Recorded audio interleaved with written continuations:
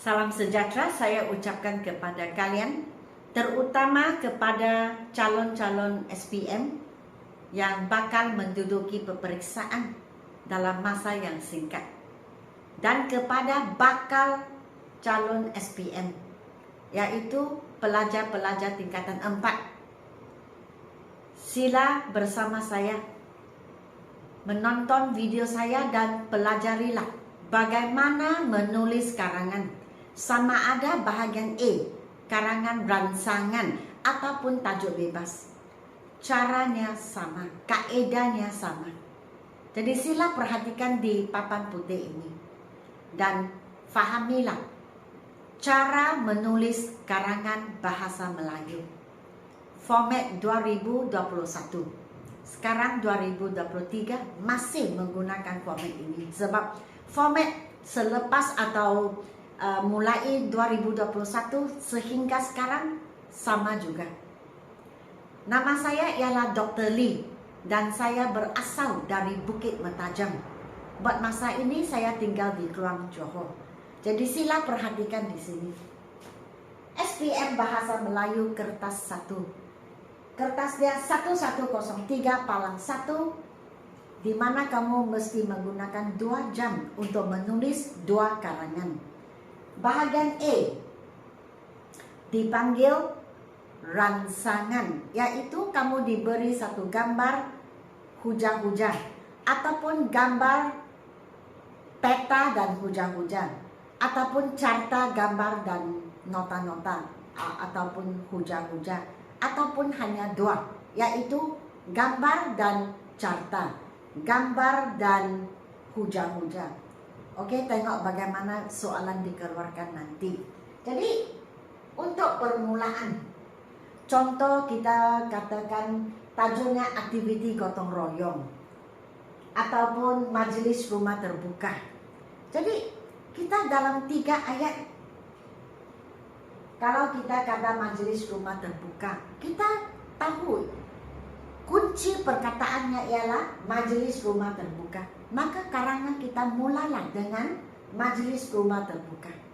Jadi kita boleh menyebut bahawa rumah terbuka itu adalah satu tradisi masyarakat Malaysia, di mana pada hari-hari perayaan seperti beri contoh.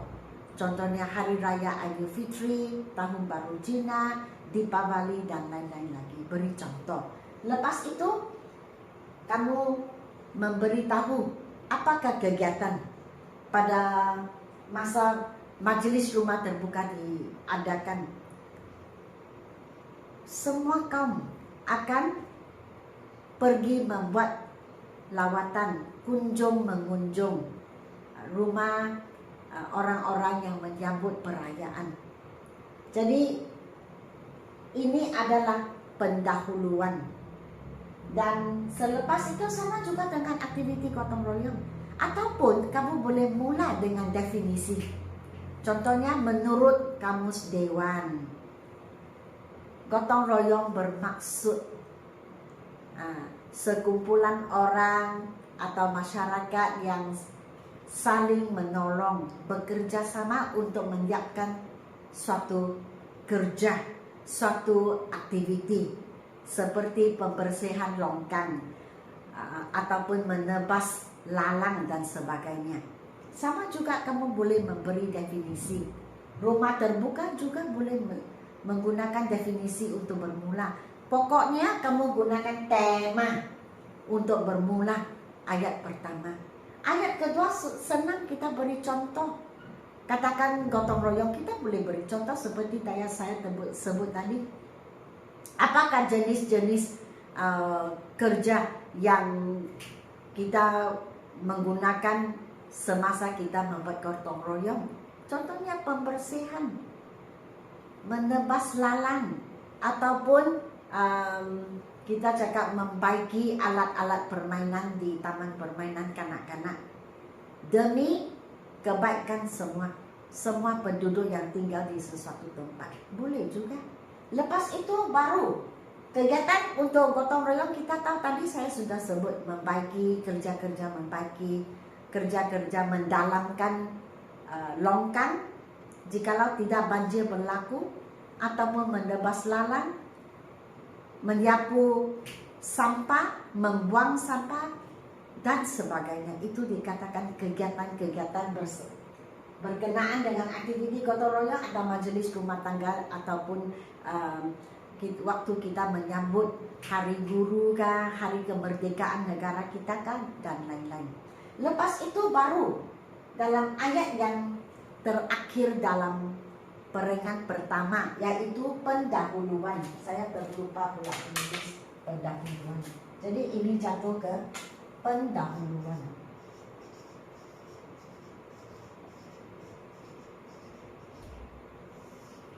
Lepas itu dalam paragraf atau perenggan pertama, yaitu pendahuluan, selepas kamu sudah sebut ini semua, maka kamu sokonglah tajuk. Sokong tajuk. Kamu boleh berkata bahawa aktiviti gotong royong ataupun majelis rumah terbuka wajib diadakan, atau diadakan setiap masa, dari semasa ke semasa, ataupun wajib diteruskan kerana ia mempunyai pelbagai manfaat, atau kerana pelbagai manfaat yang diperoleh menerusi aktiviti tersebut. Barulah kamu masuk ke bahagian isi. Jadi seperti ini, memberi huraian tentang tajuk, mula dengan tajuk tema. Lepas itu memberi contoh. Lepas itu apakah kegiatan-kegiatan yang berkenaan dengan tema kita atau tajuk kita. Lepas itu barulah kita menyokong tajuk tersebut. Wajib diadakan, wajib diteruskan kerana pelbagai manfaat yang diperoleh melalui kegiatan sebegini. Lepas itu baru kita masuk ke isi. Kalaulah tajuk kita manfaat atau isi kita manfaat, maka kita boleh mula dengan antara manfaatnya termasuklah apa. Selain itu, isi yang kedua. Jika ada isi yang ketiga, seterusnya. Okey, atau satu perkara lagi, apa dia? Atau satu perkara yang tidak dapat dinafikan ialah apa? Sebagai permulaan. Dan selepas kita tulis isi, maka kita sampailah ke penutup. Untuk penutup kita boleh tulis kesimpulannya, jelaslah intihannya dan sebagainya. Sesungguhnya ini untuk kesimpulan ataupun penutup. Kita tidak kisah, kita jangan terlampau bimbang. Ini format ini untuk karangan yang mana? Untuk rangsangan atau tajuk bebas? Bagi saya kedua-duanya sama juga. Hanya rangsangan lebih pendek, tajuk bebas lebih panjang. Itu sahaja. Cara menulis sama. Jikalau tajuk bebas sama juga, kita mesti bermula dengan tajuk ataupun tema. Kita boleh mula dengan kebelakangan ini kalau ia adalah isu semasa, ataupun kita boleh bermula dengan dewasa ini, darwasa ini pun boleh juga, kini pun boleh juga, kalau ia adalah isu semasa. Jikalau tidak, jangan bimbang. Tengok tajuk dan gunakan tajuk itu dalam ayat pertama. Kamu boleh memberi definisi, huraikan tajuknya. Jikalau kita tajuknya tentang perompakan, maka kita boleh bermula dengan perompakan. Atau kebelakangan ini, kes-kes perompakan semakin berleluasa. Kita sudah mula karangan kita. Dan kita mesti menyebut bahawa perkara ini sangat serius dan tidak boleh diizinkan, dibiarkan begitu sahaja. Oleh itu semua pihak harus bekerja sama untuk membanteras atau untuk mencegah perkara ini, membanteras kes perompakan. Kemudian mula langkah pertama, langkah kedua, langkah ketiga, ataupun kamu boleh menggunakan selain itu seterusnya. Kaedahnya sama sahaja. Untuk karangan tajuk bebas memang pendahuluan panjang sedikit. Kamu boleh selitkan ungkapan dalam pendahuluan. Kamu boleh cakap api dalam sekam, seperti peribahasa yang berbunyi. Jikalau kamu menulis karangan tentang tabiat membaca, kamu mesti gunakan peribahasa ungkapan ataupun bahasa kiasan jikalau boleh dalam pendahuluan. Itu untuk karangan tajuk bebas sebab pendahuluannya lebih panjang. Jadi kamu boleh gunakan apa? Tabiat membaca itu haruslah diamalkan sejak dari kecil lagi. Harus disemai benih. Minat membaca harus disemai dalam jiwa kanak-kanak sejak dari kecil lagi. Bak kata pepatah ataupun bak kata peribahasa, atau seperti peribahasa yang berbunyi melentau au biarlah waktu rebungnya. Begitu. Dari kecil kita harus menyemai benih ini. Oke, lepas itu barulah kita panggil apa? Ayat ataupun penyata tesis, atau dalam bahasa Inggris kita selalu cakap thesis statement. Penyata. Jadi kalau kita hendak menyebut atau menulis tentang kebaikan, maka kita tulis sebegini. Tabiat membaca itu harus kita amalkan, harus diteruskan, karena ia mendatangkan banyak manfaat. Mula antara manfaatnya, selain itu seterusnya begitu. Dan lepas itu buat kesimpulan. Memang untuk bahasa Melayu kita sangat menekankan ungkapan hiasan, yaitu peribahasa, simpulan bahasa, ataupun aliterasi, ataupun asonansi. Kita sangat menekankan. Itu kita sudah tahu melalui pembelajaran sajak ataupun puisi. Maka kita boleh petik dan kita boleh menggunakan semua seperti simili atau simile, bandingan semacam, cepat seperti kilat, begitu, besar seperti gajah dalam karangan kita. Bahasa kiasan, simpulan bahasa, ada hati, ada jalan, buat tangan, dan peribahasa. Dan sini kesimpulan dalam, bagi saya dalam 3 ayat. Kalau mau 4. Tapi yang pertama, waktu kita membuat kesimpulan, kita tekankan pandangan kita. Jadi untuk kesimpulan, kita cakap kesimpulannya atau jelaslah intihannya, sesungguhnya pun boleh juga. Oke, kita cakap apa? Kalau kita tulis tentang majelis rumah terbuka, maka kesimpulan kita ialah apa? Kita sebut sekali lagi. Kesimpulannya, majelis rumah terbuka wajib diteruskan kerana banyak faedah ataupun manfaat yang kita dapati melalui aktiviti tersebut. Ia dapat kita, kalau kita mau sambung, atau kita cakap majelis rumah terbuka ataupun aktiviti gotong royong sangat penting. Kalau kita sebut majelis rumah terbuka, mengapa ia penting? Kesimpulannya majelis rumah terbuka amat penting dalam masyarakat majmuk Malaysia, kerana Malaysia terdiri daripada pelbagai bangsa dan agama. Jadi ia dapat menyatu padukan rakyat Malaysia. Jadi oleh itu, ayat yang kedua, oleh itu majlis rumah terbuka wajib diadakan dari semasa ke semasa. Di sini setiap tahun, ataupun wajib diteruskan. Kemudian baru, apakah harapan kamu? Harapan kamu ialah bahawa melalui rumah terbuka, majlis rumah terbuka, seperti tadi saya sudah sebut, melalui, apakah harapan kamu? Jadi harapan kita apa? Jadi kamu cakap apa? Majlis rumah jelaslah, sudah terang lagi bersuluh. majelis rumah terbuka harus kita adakan, harus diadakan oleh setiap bangsa dan dibuka kepada semua bangsa Malaysia agar mereka dapat, supaya harapan kita agar mereka dapat bersatu padu, bertukar-tukar pendapat dan saling memahami budaya, agama dan bangsa, begitu. So ini harapan kita, barulah kita boleh tutup tirai.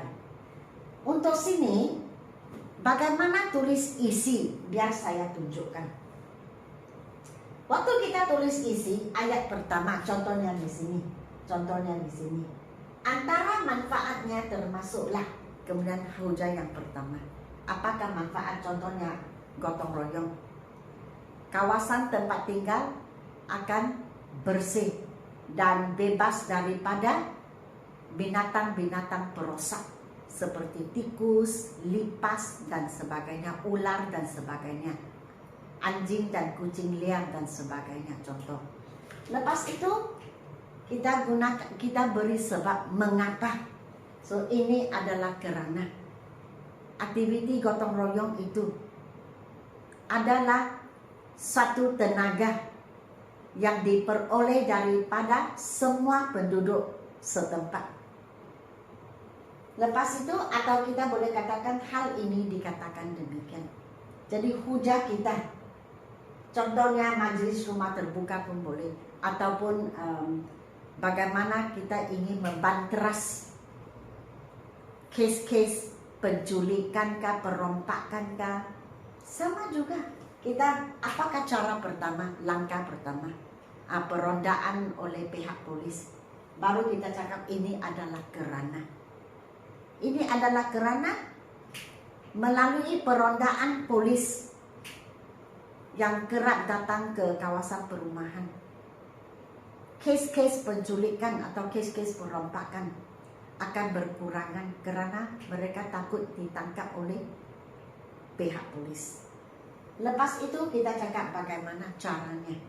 Jadi cara hujah kita, perondaan polis, maka kita boleh, sebenarnya cara itu bagaimana boleh dikatakan cadangan juga. Bagaimana pihak polis membuat demikian. Jadi pihak polis, kereta ronda pihak polis haruslah datang ke taman-taman permainan ataupun ke kawasan-kawasan tempat orang tinggal dan meronda pada sebelah pagi, di mana pada waktu pagi kurang orang di rumah, dan datang sekali lagi pada waktu malam semasa penduduk sedang tidur, kerana masa itulah perompak ataupun pencuri akan bertindak. Itu caranya, itu bagaimana. Lepas itu kesannya, apakah kesannya? Kamu boleh terus tulis kesannya. Kesannya